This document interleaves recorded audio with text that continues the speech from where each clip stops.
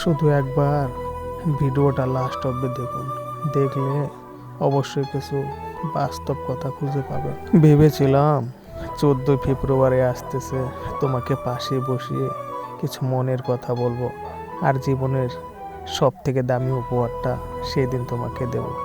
আমি তোমাকে আমার জীবনসঙ্গী হিসেবে সারাটা জীবন কাছে পেতে চাই। কিন্তু কি অদ্ভুত না, সময়ের কাছে সব হেরে মেনে যায়।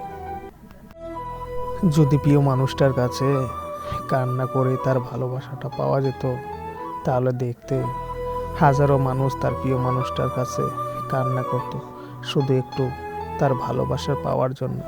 ভালোবাসা আর দায়িত্ব কখনো শেষ হয় না। যেটা শেষ হয়ে যায় সেই মানুষটার উপর অধিকার।